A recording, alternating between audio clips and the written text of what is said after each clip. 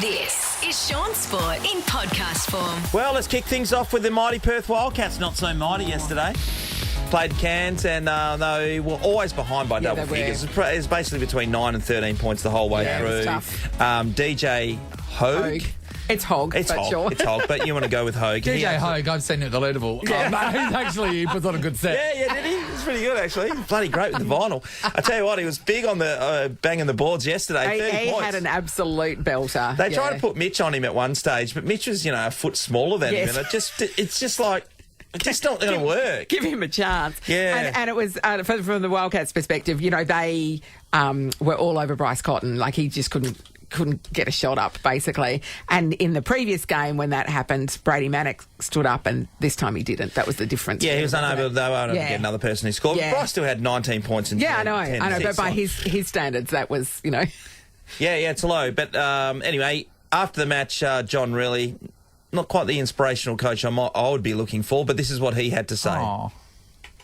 6 and you don't win a championship. There's some moments to be happy about and be proud, like the way we battled and got to the situation we did. But I didn't take this job to finish 6th and lose out in a playing game. Can I just say the image of that press conference? He was sitting there and Jesse was sitting there. The only thing was missing was an open casket coffin in the front because that's how it looked. They were mourning. Yeah. Oh, it's always like that when you finish up a season, though. It's interesting to see how you would view the Wildcats at the moment because, they just don't have that shine about them as they had. I mean, it's all about winning, obviously. It's all about winning. But I don't know. I see him do press conferences. He balls the life out of me. I just don't see any inspiration. So you're saying that translates to him boring the life out of the players and not giving them inspiration? Well, Shaun, he quoted Ted Lasso. What more do you want? Oh, yeah, he did quote. But has he got the gumption that Ted Lasso had, Nat? He doesn't seem to have the unbridled positivity. No, he doesn't at all. The other thing is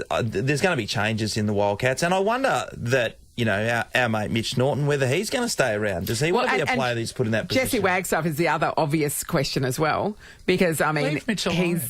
Well, what, would you go and play in the team? He's sitting on the bench all day? Yeah, I would. That's my best case scenario. Sign me up.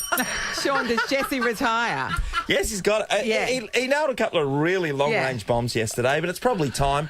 But who are they going to get? Yeah, I know. Since the Wildcats of the past will always manage to get a really strong, really good at recruiting. They were very good at recruiting. And over the last couple of seasons, they haven't got it right. They've stunk it up. I tell you what, Greg and Damo really retired at the right time, didn't they? Yes. Retire in the glory days. Exactly. Oh, I guess there's got to be a moment, Nathan, when there is glory days. There's got to be you got to come down the hill at some stage. Yeah, I know. It's inevitable. You don't want to be that hiker. No, That's down the hill.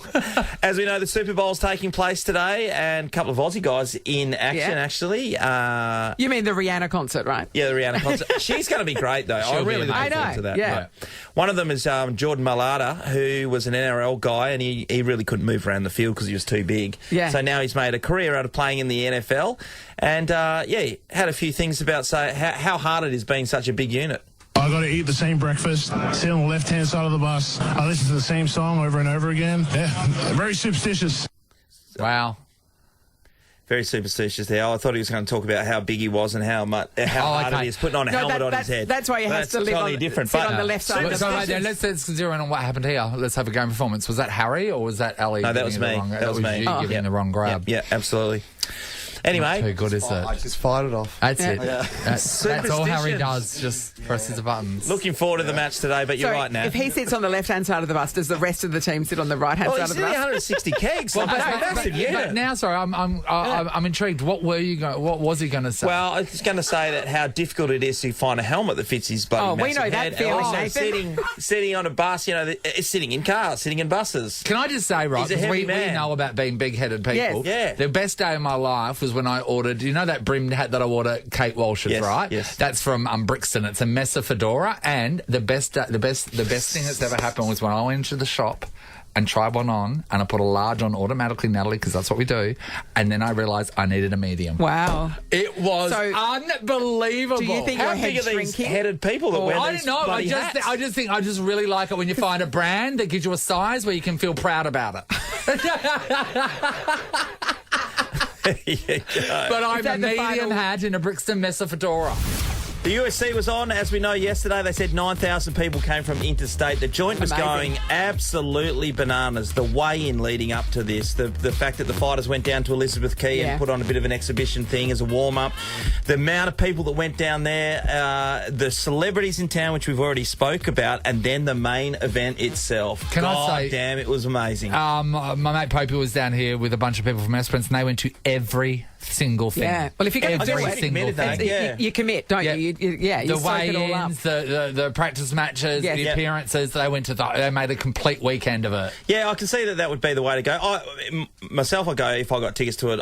I don't think I'd go into, but I guess if you go interstate or you travel, if that's what you're here for, but it was amazing. So all the fights pre the main event were all great. Obviously, there's a couple of WA guys getting in the action, but the main event itself, the roar of the crowd, the intensity, the singing that was going on was absolutely amazing. And I know I've read a lot of articles online, which they always want to paint that picture that Alexander Volkanovski was robbed and he should have won and all that stuff. No, I don't think he was robbed. I thought he was amazing. But if you were going to score, I could say that it easily could have been a draw. No worries. But if someone has to win, I would have said, well, okay, just on a technicality, then I would have given it to the other guy. Yeah. That's not to say he was by far the better fighter. He wasn't. But, but to say that Alexander should have won, I don't think so. He pounded him in the last minute and a half when he had him on the ground. Yeah, he finished strong, didn't he? And then he hit him. I didn't think you watched these movies. Anyway, keep going. I had a lot of spare time yesterday. So it was amazing. And to see them both speak after the event, I don't like this always when Makhachev had won the event and his hand goes up and then people start booing. Yeah. The guys have put on an amazing performance. They're elite athletes. Yeah. I mean, people don't have to be into this, and I know a lot of people go, nah, I hate the violence, I'm not watching it. But they have to be unbelievably disciplined, unbelievably skilled, unbelievably fit, and dedicate their lives to be able to be best in the world, as anybody does in any sport, in any job. But to see him get booed, I just don't dig that. Well, especially what they go through in that ring is unbelievable. Like it's just a beating that they both give each other. There's a reboot of remember the show Quantum Leap? There's a reboot of it at the moment, and that's where Scott Bakula would jump into people's bodies and then at the time suddenly experience what they're experiencing. When I was watching that, I thought, God, what if you quantum leaped into into one of them? Because Andrew was in a headlock and the other guy just punching the other guy. And go, oh my God, get me out of here! Well, the last minute when Alexander had him on the ground and he was punching him in the ribs, he would be. I don't know how. Imagine suddenly that being you and you're going, ah! Get me out of here! Do I tap out? Can I tap out? Oh, incredible! Can you tap out? Yeah. Okay, absolutely. They normally do it in submissions, and that's how Makhachev normally wins because he's the best wrestler going around in the world.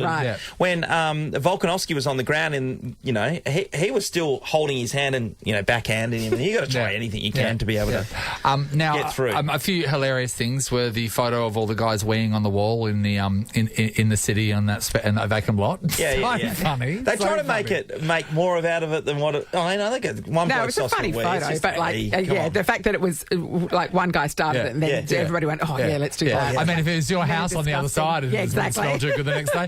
But I do want to just say something about crowd behaviour, because whenever any event like this comes here, straight away people go to, oh my God, it's going to be violence, it's going to be punch-ups and all this sort of stuff. Especially if there is a bit of an upset loss in the main event. You go, oh, risky. From what I can tell, there was not an incident all weekend. We would have known about it the last time as well. I'm pretty sure it went without incident. So I just wonder how, I think the behaviour of everyone has to be commended, because it means there's going to be more of these events and people can't throw that in your face. Yeah, that's right. Good point. And I just wonder, if this is the new step forward, everyone's a little bit more community minded and they go, well, we want this sport to survive, so let's all not bring that rubbish and bring it into disrepute, really. Yeah, and you're right, because the intensity of the crowd and, people have been on the gas for a while. Since 6 a.m. Violence, you start feeling it yourself, you're jumping up and down. It could go wrong. Pumped up testosterone, basically, times 15,000. And for that to not erupt into something is actually amazing. Yeah, well done to everybody who was there. I just thought it was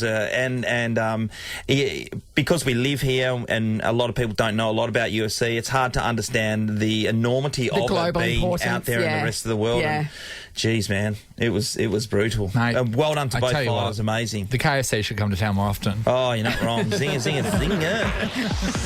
Shaun Sport is a Nova podcast. For more great comedy shows like this, head to novapodcast.com.au.